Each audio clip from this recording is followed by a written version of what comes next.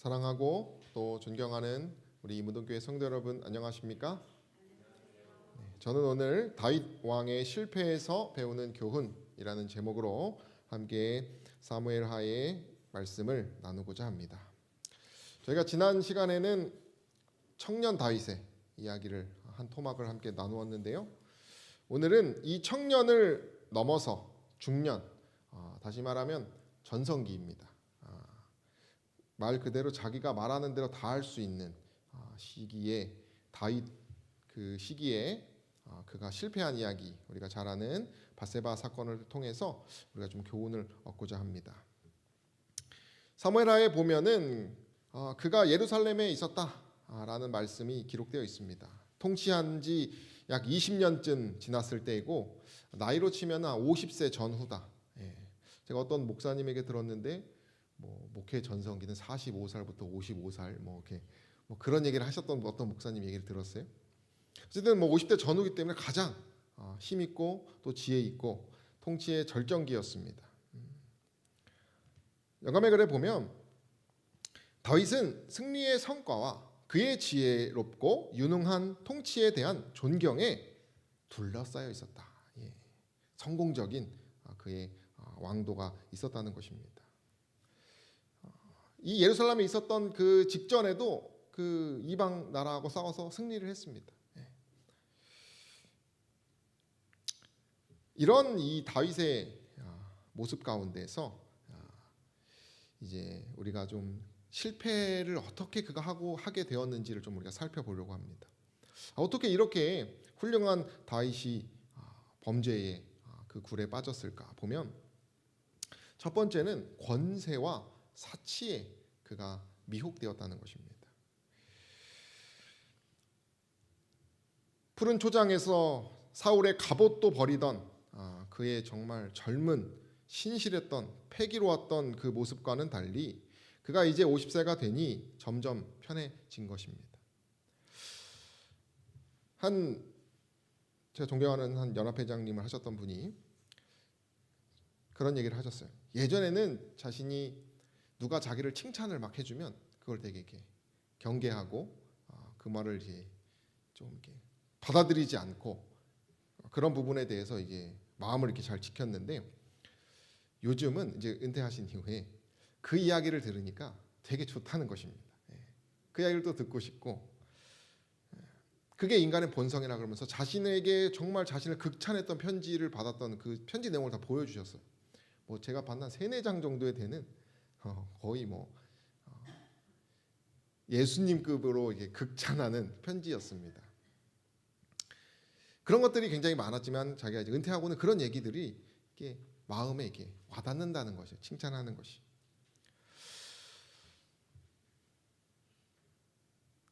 다윗은 그러한 유혹으로부터 물들어 가고 있었다라고 하는 것입니다. 은퇴라도 있었으면 좋으련만 은퇴가 없고 그죠? 계속 하는 거 아니겠습니까? 오늘 말씀을 묵상하는데 이런 말씀이 있어요. 세상과 벗된 것이 하나님과 원수가 된다. 세상과 벗이 되고자 하는 자는 스스로 하나님과 원수가 된다. 이 세상의 미묘한 어떤 그 작은 매력부터 그 매력으로 끌린다라고 하는 것입니다. 우리가 흔히 드라마나 어떤 그런 글이나 어떤 그런 로맨틱 이야기를 보면 항상 빠지지 않는 것이 불륜과 같은 금지된 사랑 이야기입니다. 그래서 이제 어떤 사람들은 그런 영화나 그런 내용들을 보면 미화를 많이 합니다. 그죠? 그것은 분명히 죄인데 예를 들면 교통사고라고 한다든지 운명적인 사랑이라고 한다든지 세상 것들은 뭔가 그 죄의 또 다른 죄를 포근하고 로맨틱하고 다정하고 아주 인간적인 모습으로 할 때가 있어요. 포장할 때가 있다는 것입니다.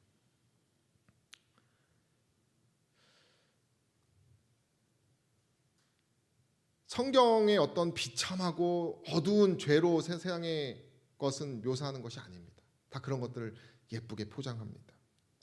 세속적인 것 역시도 어떤 골리앗처럼 이렇게 찾아오는 것이 아니라 죄라는 것이 세상 것은 아주 부드럽게 가장 매력적인 모습으로 하와에게 뱀이 가장 아름다운 모습으로 찾아왔듯이 오고 만다는 것입니다. 그러다 보니까 친구 사귀면 뭐예요? 괜찮을 것 같아서 사귀다가 뭐 한다는 것입니까? 원수가 되는 줄 알지 못하느냐 물어본다는 것이죠. 사치는 사회 각계 각층에 퍼져 있다고 말합니다. 그 사치와 허영,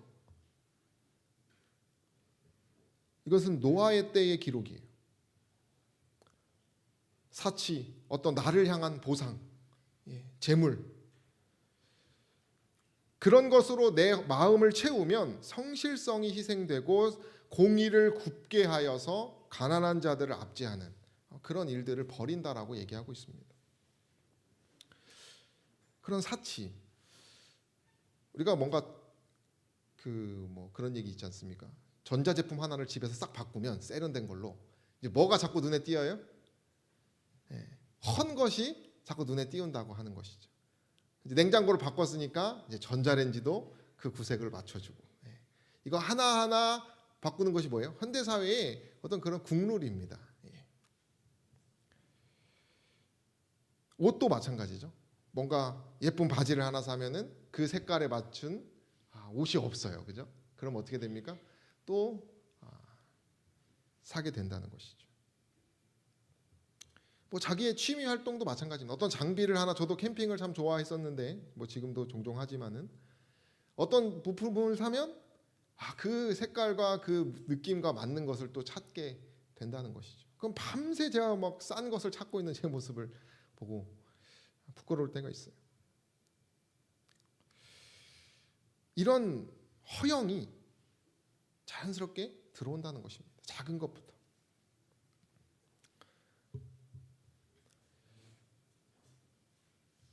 이 다윗의 권세에는 이 이방인들과 함께 어울리는 것들이 포함되어 있었습니다. 그러다 보니까 그 주변 왕들은 죄를 지어도 그 죄가 무마되는 것들을 많이 들었다고 얘기를 합니다. 그러니까 옆집 나라 왕은 뭐 좀 죄를 지었는데 그거 뭐 그냥 잘 넘어갔다. 그러니까 유행이에요, 막 쉽게 말하면은. 저쪽 왕도 그렇게 하고 저쪽 왕도 그렇게 하고. 그런 걸 자꾸 듣다 보면 무슨 생각이 듭니까? 나도 뭐 그럴 수 있는데 뭐 그럴 수도 있겠구나라고 생각이 들겠죠. 그런 소문으로 인해서, 그런 교제로 인하여 죄의 흉악성에 대해서 다윗의 생각이 무뎌졌다고 얘기합니다. 문화적으로나 어떤 그런 왕적인 개념으로나 여자를 취하는 문제, 성적인 문제가 크게 어려운 게 아니었을 것입니다. 그리고 그것에 대한 충원이 없었을 것이에요. 이 권세의 문제는 무엇입니까? 충원할 수 있는 사람이 극히 적다는 것이죠. 영감의 글에는 그는 여전히 죄를 지은 이후에도 하나님께서 그에게 주신 지위와 권위를 누리고 있었다 이렇게 말합니다. 죄를 지으면은 그 왕관을 뺏어야 되는데 그렇지 않는다는 것이죠. 그의 품성과 상관없이 독식하는 권세의 다윗은 이 사울이 가는 그 길과 비슷하게 갔다라고 하는 것이죠.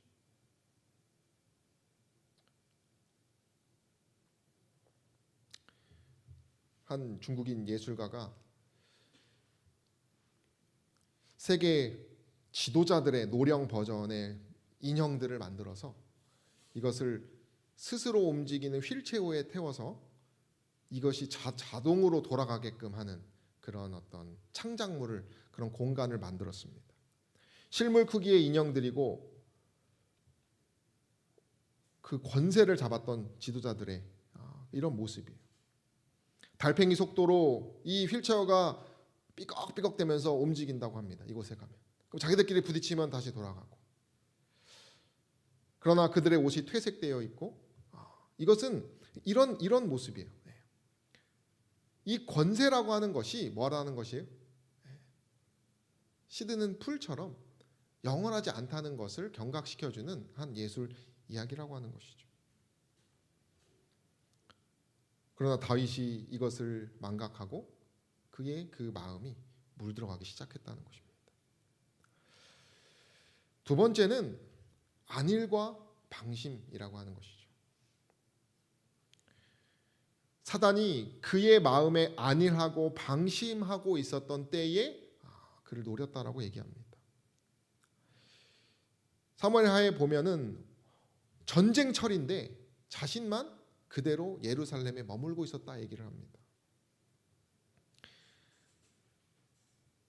왕으로서의 책무를 다하지 않고 안일함에 빠진 이 태만이 첫 단추였다는 것이죠. 이 다윗이 10년간 사울로부터 쫓겨서 도망갔을 때는 이런 안일함이 없었습니다. 그죠?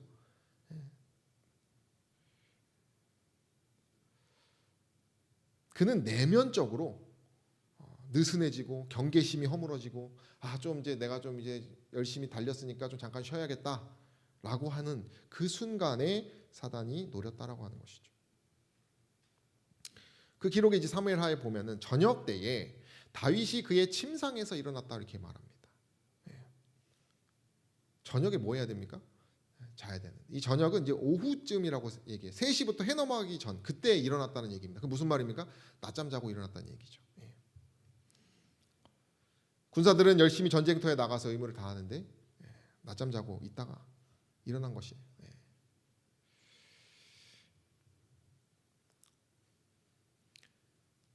밧세바도 이 다윗의 유혹에 동참했죠, 그죠?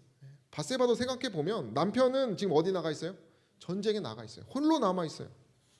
인간적인 그런 약함이 있었을 것이고 안일함이 분명히 있었을 것입니다. 그러나 그런 것들은 뭐 핑계할 수가 없어요. 뭐 어떤 사람은 이제 밧세바의 유혹이 더 심했다 이렇게 얘기하기도 하지만은 다윗 앞에서는 핑계할 수가 없는 것이죠.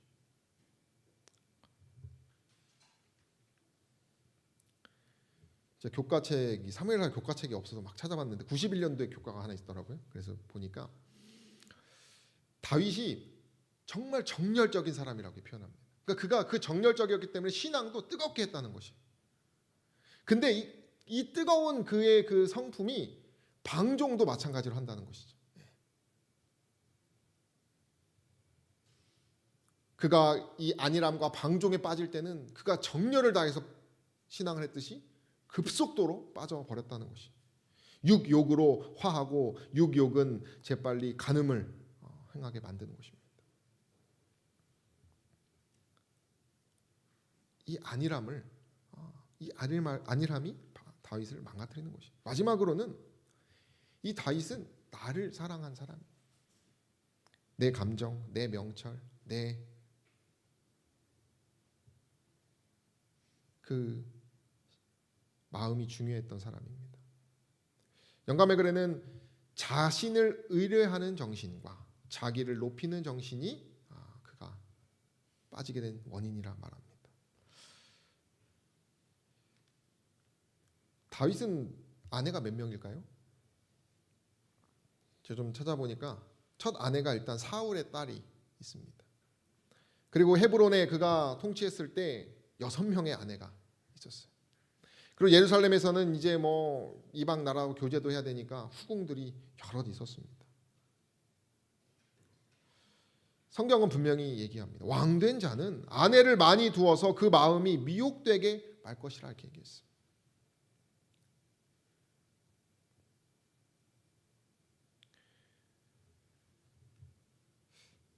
다윗은 스스로를 지키는 일을 뭐 한 것이에요?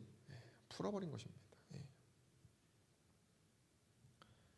하나님을 향한 자신의 인내와 어떤 희생과 헌신의 기쁨보다 자기 만족, 자기가 그냥 하고자 하는 그 마음대로 하는 것이 그가 더 강했다라고 하는 것이죠. 자기와의 싸움에서 뭐 한 것입니까? 오히려 그가 외면적인 골리앗과 어떤 그런 눈에 보이는 공적인 싸움에서는 승리한 사람이었어요. 근데 더 그를 비참하게 한 것은 그가 공적이지 않은 비공식적인 자기 홀로 있었던 그 시간에서의 싸움을 그가 뭐 했다는 것입니까? 실패했다는 것입니다. 계속해서 그가 자기 힘으로 어떻게든 하려고 하는 모습이 기록되어 있습니다. 우리가 잘 알듯이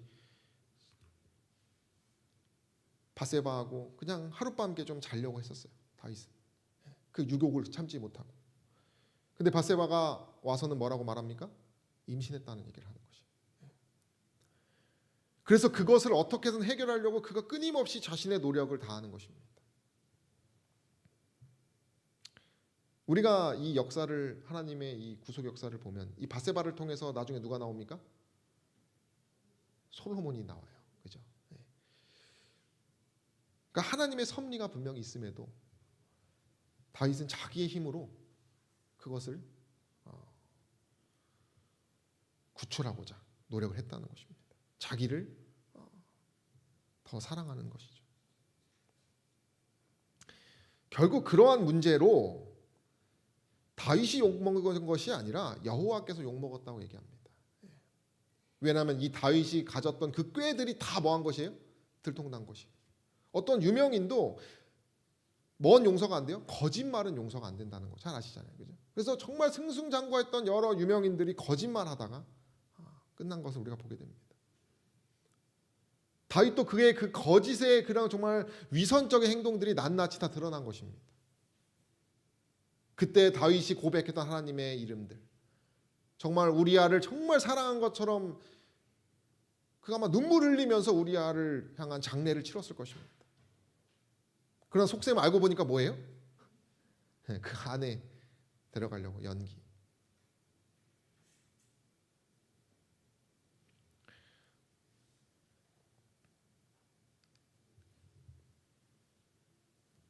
영감의 글은 이렇게 얘기합니다. 다윗이 자기의 죄를 숨기기 위하여 취한 모든 노력이 다 소용없는 일임이 밝혀졌다. 다윗은 자신을 사단의 권세에 팔았다. 그는 죽음보다 더 쓰라린 치욕이 있었다고 얘기해요. 피할 길이 하나밖에 없는 것처럼 보여서 그는 절망 중에 신속히 간음죄에 뭐까지 대합니까? 결국 살인까지 해버리는 것입니다. 이거 누가 원하는 것이에요? 사단이 원하는 것입니다. 필경 사망의 길은 그 사단은 결국 그 길로 가는 것입니다.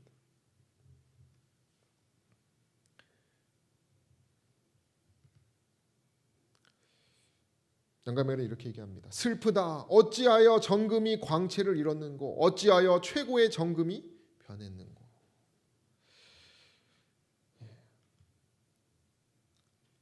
우리가 그러면은 이 다윗의 슬픈 이런 실패를 통해서 얻을 수 있는 교훈 몇 가지만 좀 살펴보고자 합니다.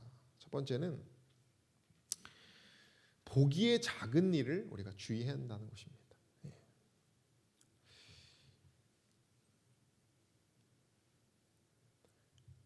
영감의 글에는 겉보기에는 매우 적은 일처럼 보이는 것들, 그런 것들로 인해서 죄가 시작된다고 얘기합니다. 하나님께 충실하고 당신을 전적으로 의지하기를 게을리하게 하는 것, 세상의 풍속과 행습을 따르는 경향들, 뭐 어때 하면서 그냥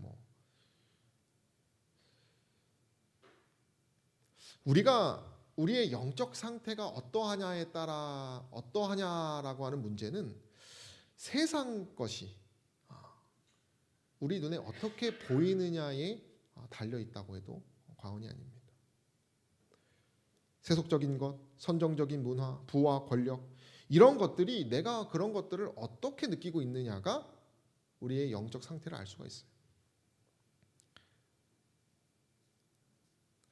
우리가 바로미터라는 표현을 많이 씁니다.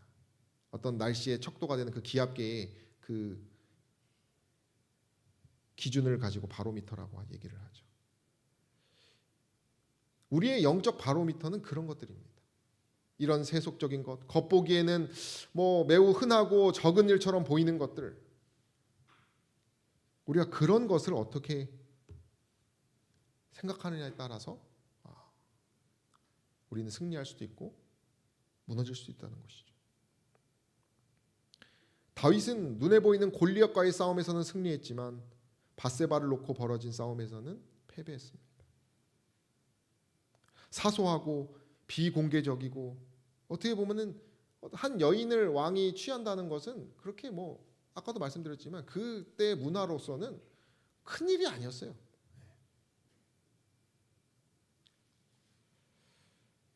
그저 마음에 드는 여인과 잠자리를 한번 하는 그 왕의 모습이었습니다.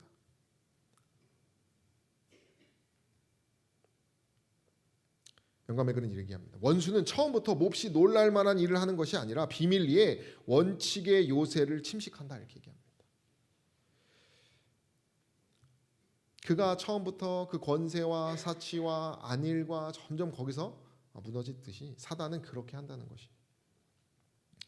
제가 오늘 교회 물건 옮길 일이 있어서 이제 내비게이션을 찍고 이제 센터를 찍고 갔는데 분명히 이문 이동 주민센터를 찍고 제가 갔습니다. 근데 도착하니까 석기역이에요. 네. 이상하다 그래서 다시 찍어서 제가 보면 23일 계속 찍은 게 보이시죠? 알고 보니까 내비게이션이 잠깐 먹통이었던 것이죠. 아마 뭐 다 그런 건 아니겠지만 저는 내비가 없으면은 이 석격도 거기가 이문 주민센터가 있는지 알고 가는 사람이 되어 버렸습니다. 저희는 이제 AI 세대입니다. 이런 것들이 뭐 수없이 들어와 있습니다. 제가 오늘 이런 어처구니 없는 일을 겪고 내가 이런 것들 없이 살 수 있을까 이런 생각이 문득 들면서 내가 너무 많은 것들에 지금 다 의지를 하고 있구나. 길을 잃었으면 제가 좀 판단을 해야 되는데 내비를 제가 계속 찍었거든요. 이상하네. 그래서 제가 오늘 이 말씀을 준비하면서 제가 전에 배웠던 재림교인의 중독이라는 책을 좀 살펴보았습니다. 이 중독이라고 하는 개념은 조금 하고 있으면 당장 그만둬야 되는 것이고 깊이 하고 있으면 내가 기도를 해서 이겨야지 절대 안 된다고 얘기하고 있어요. 치유 프로그램을 통해서 그리고 전문가를 통해서 그것을 어떻게든 이겨내라고 얘기합니다. 그리고 이 중독이라고 하는 것은 젊은 사람, 행정자, 교사, 어머니, 아버지, 목사, 심지어 어린 이들까지 다 노출되어 있는 것이라고 얘기합니다. 이 중독의 문제는 뇌가 변형된다는 것이에요. 이 죄된 것에 대해서 내성이 생긴다는 것이에요. 근데 이런 것들이 다 작은 것에부터 시작한다는 것이죠. 성적인 것들은 작은 어떤 그런 노출되는 포르노물로부터 시작되어서. 그런데 웃긴 것은 이 수많은 중독들, 특별히 뭐 여러 것들이 있겠지만은 이 스마트폰 중독이 오늘날 엄청 많지 않습니까? 이 SNS 중독자의 뇌를 비교해 보면 코카인과 마약 중독자의 뇌의 패턴과 동일하게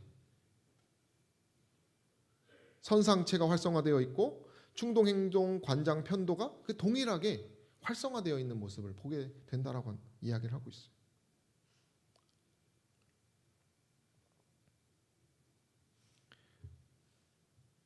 우리가 당장 이런 것들이 아니겠지만 작은 것부터 뭐 하는 것이 우리가 주의할 필요가 있습니다.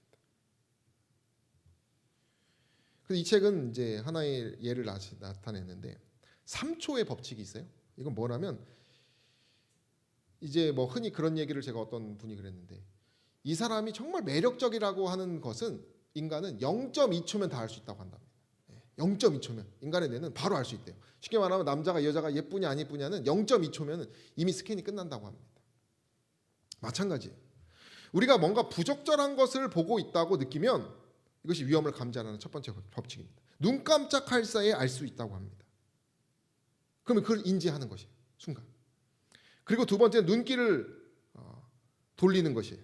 잘못 썼습니다. 눈길을 돌리는 것이 즉각적으로 눈을 감거나 시선을 다른 곳으로 돌리거나 하는 것이에요. 그러니까 3초 안에 다 이루어지는 것들이죠. 그 세 번째는 뭐냐면 이것이 중요한 것인데 마음속으로 스스로 하이파이브 하라는 것입니다. 내가 뭐 했다?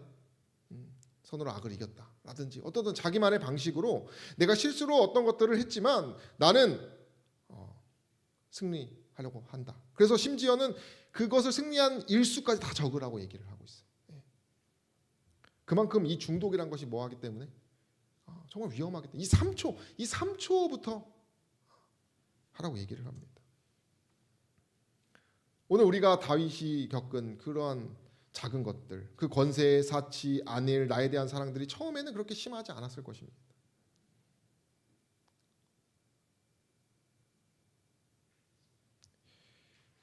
오늘 말씀 저희들 다 보았죠? 목사님을 통해서. 여기 보면 안일을 좋아하고 자아를 사랑하고 익살스러운 말과 농담을 하고 외모를 치장하고 비싼 옷을 입고 이런 것들로 뭐 할 수 있다고 말해요? 이런 사소한 것처럼 보이는 우리가 어쩌면 흔하게 하루에 몇 번씩 할 수 있었던 그런 일로 인해서도 우리가 뭐 할 수 있다는 것이에요? 부인할 수 있다는 것이에요. 하나님과 멀어진 사람의 눈에는 이런 것들이 아름답고 매력적으로 보입니다. 그리고 그런 것들을 때때로 즐기며 살아가게 됩니다.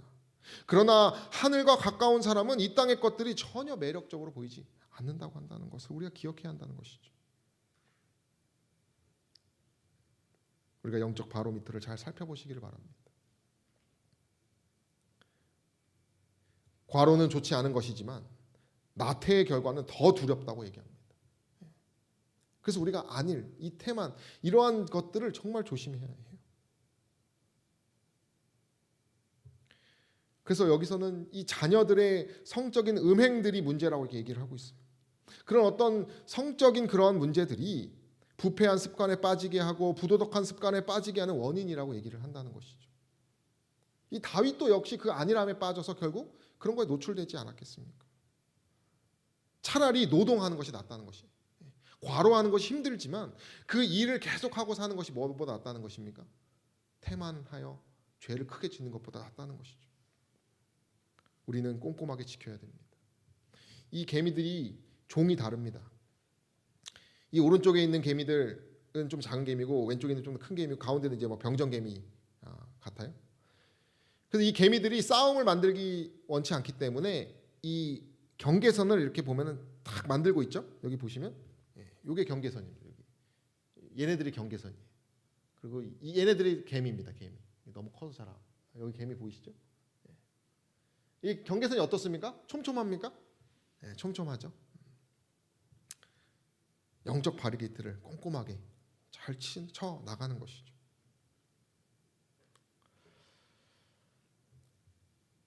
이 중독책에 보면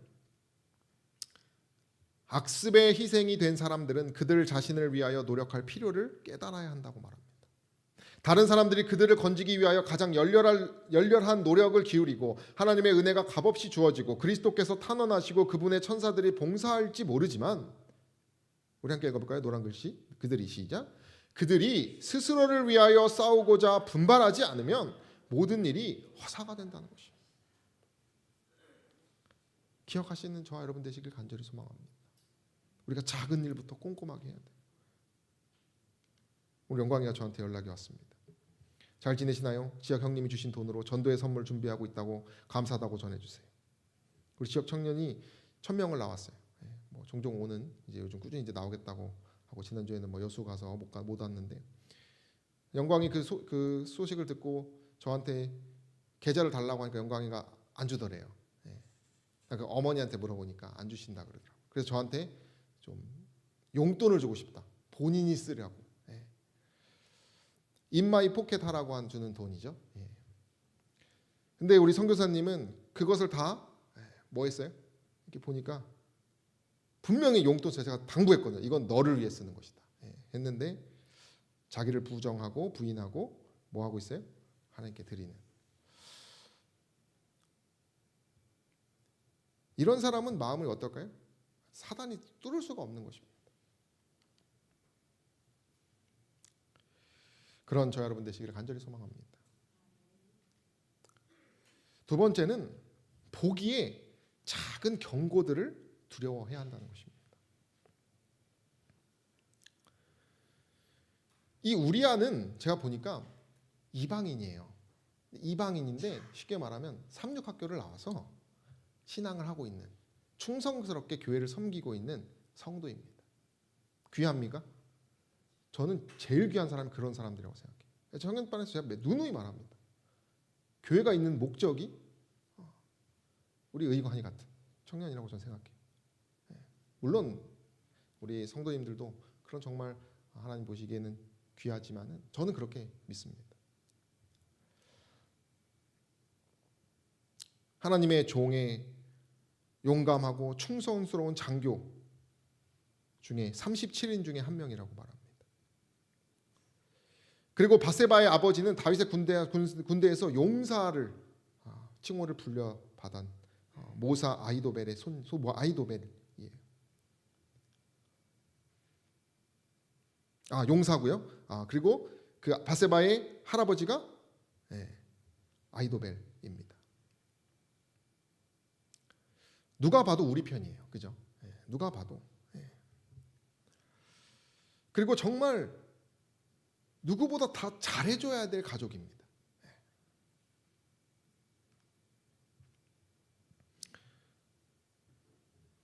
병사가 와서 다윗이 그 모습을 봤어요. 그런 어떤 노출되는 모습을 그가 봅니다. 그리고 이제 알아오라고 이런 병사를 시켰을 것이에요. 근데 병사가 고합니다. 이 병사는 뭐 흔한 병사 중에 한 명이었겠죠, 그죠? 지금 저기 누가 사는지 좀 알아봐라 그랬겠죠. 다윗이 보내어 그 여인을 알아보게 하였더니 고하되 그는 엘리암의 딸이요 햇사람 우리아의 아내 바세바가 아니니까.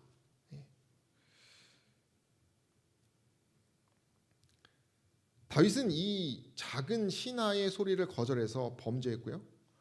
결국 하나님의 보시기에 아주 악한 죄라고 영감에 글에 써 있거든요. 그 죄를 지었고요.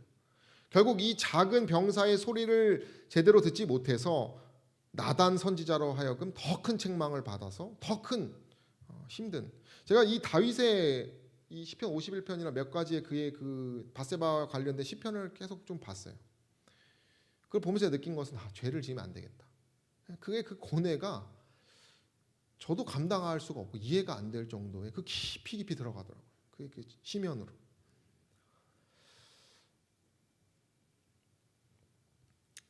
작은 소리가 분명히 있었을 것이에요. 저 사람 정말 귀한 사람이에요. 왕에게 아마 말했을 것이에요. 그러나 다윗은 그 작은 소리를 집중하지 않았습니다. 그러나 반대로 우리가 나아만 장군 이야기를 보시면 이 나아만 장군이 누구의 말을 듣고 선지자를 찾아갑니까? 작은 소녀, 노예로 들어온.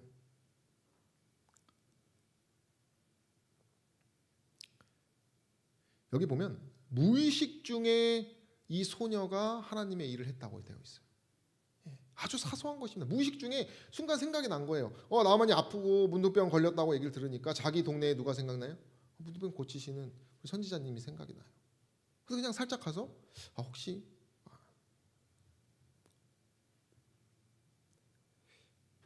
그의 작은 동정심으로 우리가 우리의 삶 가운데 우리의 신앙의 여정 가운데 이런 작은 소리들을 유념해야 합니다.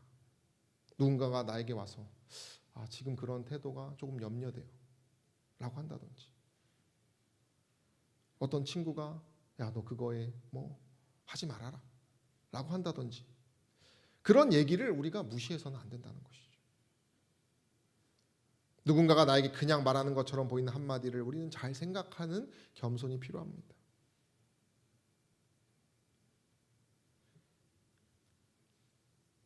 그것은 하나님이 우리를 향한 양심의 소리고 우리가 이 양심에서 잘 듣지 못하니 하나님이 보내신 천사의 소리일 수 있기 때문에 그래요.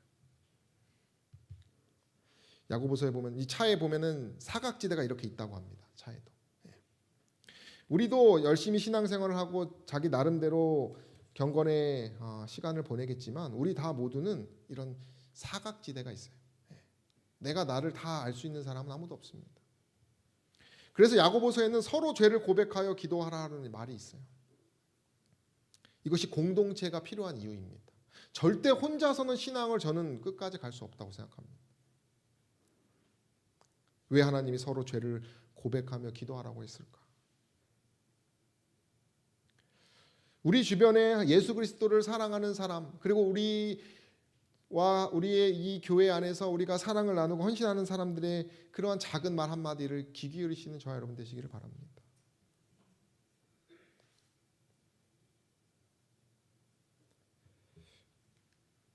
마지막으로는 뿌린 대로 거두게 하시는 하나님을 우리가 경외해야 한다는 것입니다. 영감의 글은 그의 죄악을 하나님께서 어떤 그 결과까지도 막아주실 수는 없다고 분명히 얘기합니다. 다윗이 사람들 앞에서 숨기려고 했던 그런 죄는 하나님 앞에서는 숨겨질 수도 없었고, 그리고 그 죄의 결과 역시도 다윗이 피할 수가 없었어요. 하나님은 때때로 뿌린 대로 거두게 하시는 그런 하나님이라는 것이죠.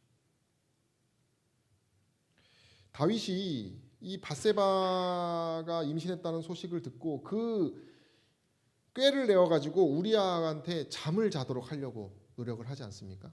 그래서 이것이 자신의 로 인해서 임신한 것이 아니라 그 꾀를 낸 것이에요. 근데 보시면 우리아는 집으로 내려가지 아니하고 휴가를 줘요, 그죠? 근데 안 내려갑니다. 얼마나 속이 탈까요? 그래서 다시 불러놓고 얘기해가지고 왜 집에 안 내려갔냐? 너 왜 내려가야지? 그래서 이번에는 술을 잔뜩 먹입니다. 술김에 아내하고 어떻게 좀 시간을 보냈으면 해가지고. 그랬는데도 다시 보냈어요. 그랬는데 또 뭐합니까? 집으로 안 내려가요. 그의 꾀가 술책이 통하질 않습니다. 저는 이것이 하나님의 섭리가 아닌가 생각이 들어요. 그가 그 간음의 결과를 속이려고 했지만 누가 막았을까 생각해 보면 다윗이 그 죄값을 오로지 경험하게 하시려고 하시는 하나님의 섭리라고 하는 것이죠. 영감의 글에 보면 부모나 통치자가 죄악을 형벌하는 의무를 게을리할 때 하나님께서 일을 하실 때가 있다고 얘기합니다. 죄악을 가지고 죄악을 형벌하시기도 한다는 것이죠. 하나님이 매를 드신다는 것이죠. 그래서 영감의 글은 다윗의 이 경험은 다윗처럼 악한 길에서 돌아선지다 할지라도 죄악의 결과는 이 세상에서도 쓰라리고 견디기 어려움을 발견하게 될 것이다라고 얘기합니다. 결국 이 자녀들끼리 무슨 일이 일어납니까? 성적인 일이 일어납니다. 그리고 아이도벨을 통해서 이 아들과 아버지가 너무나 겪어서는 안 되는 증오의 역사를 그들이 걷게 됩니다.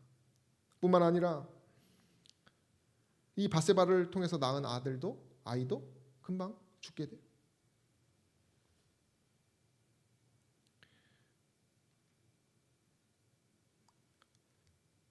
그의 악한 모본의 감화가 그의 아들들에게 끼쳐졌고 하나님께서도 그 결과를 막으려 하지 않으셨다. 하나님께서는 만사를 되어지는 대로 흘러가도록 버려두셨으며 그리하여 다윗은 격렬한 징벌을 받았다. 심지어 그 아들이 아버지의 후궁까지 범하는, 그죠? 치욕 중에 치욕을 다 겪은 것이 다윗입니다. 그것을 하나님께서 허용하시고 내버려 두셨다는 것을 우린 두려워해야 합니다. 여러분, 나무를 잘 조각하고 있는데요. 나무를 조각하려면 조각도는 나무보다 세야 됩니까? 아니면 약해야 됩니까? 당연히 강하고 세야 합니다. 그럼 돌을 다듬으려면 이 도구는 돌보다 어때야 됩니까? 당연히 더 강해야 돼요. 쇠는 어떻습니까? 쇠를 깎으려면 당연히 쇠보다 더 강한 것이 필요해요. 하나님은 때때로 그러한 것을 통해서 더 큰 죄악으로 죄를 벌하실 때도 있다는 것이에요. 그러나 우리가 하나님께서는 이 다윗을 소멸하려고 하신 것은 아니고 뭐 하시려고 하신 것이에요? 이 지금 그림처럼 더 연단하시려고 하신 것이죠. 재련하려고 하신 것이죠.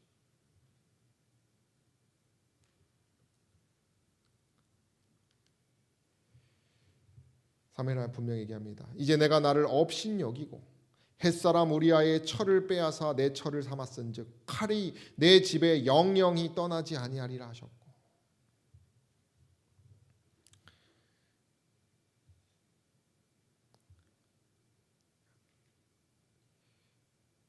저는 이 모습을 보면서 육신의 생각은 사망이요, 이것을 다윗에게 철저하게 알려주신 것 같아요. 너가 가졌던 모든 육신의 생각이 결국 이러한 사망을 낳는 걸 네가 기억해라. 너가 살 것은 영의 생각뿐이다. 우리가 교회의 어떤 일들, 저도 이제 목회 생활을 돌아보면은 짧지만은 제가 정말 무아의 마음으로 영적으로 도전하고 희생하고 헌신하고 사랑하려고 했던 것, 누군가를 용서하려고 했던 것, 용서를 통해서 경험한 기쁨, 누군가를 정말 무아적으로 사랑해서 경험한 기쁨이 지금 생각하면 가장 기분이 좋고 이 제 마음에 평안과 생명을 줍니다. 근데 제가 뭔가 좀 제 커리어를 쌓으려고 하고 뭔가 잘난 척을 하려고 하고 뭔가 그렇게 제 자아가 섞인 것들을 했던 것들도 분명히 있거든요. 그거 생각하면 다 하나님께서 막으시고 그것을 제가 다 그 결과를 다 치른 것 같은 그 경험들을 제가 하게 됩니다.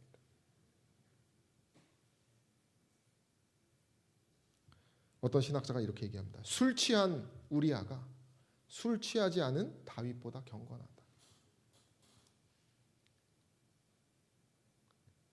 하나님은 자신의 싸움에서 실패한 백성을 때때로 내버려 두시고 징계한다는 사실을 기억하는 여러분 되시길 간절히 소망합니다. 영감의 글은 이렇게 얘기합니다. 하나님이 인생으로 고생하며 근심하게 하심이 본심이 아니시다. 그분께서 시련과 환난을 허락하시는 것은 우리의 유익을 위하여 그의 거룩하심에 참여케 하시기 위함이다. 감당하기 심히 어렵고 가혹하게 보이는 시련이라도 일단 뭐로 받아들이면요? 믿음으로 받아들여요.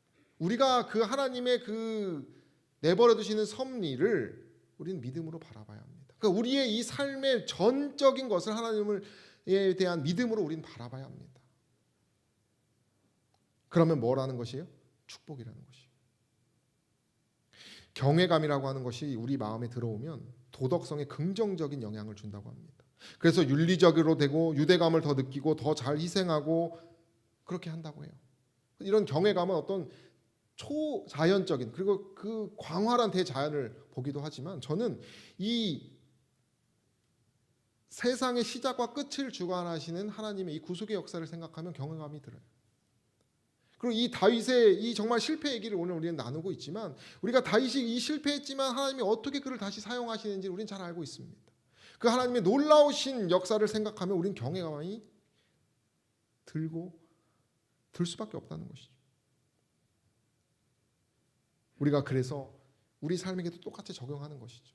우리가 때때로 가혹하게 보이는 시련 앞에 있다면 우리는 뭐 하라는 것이에요? 하나님께서 우리를 정금처럼 나아가게 하기 위한 섭리라는 것을 믿고 받아들여서 다시 시작하시는 저 여러분 되시기를 간절히 소망합니다.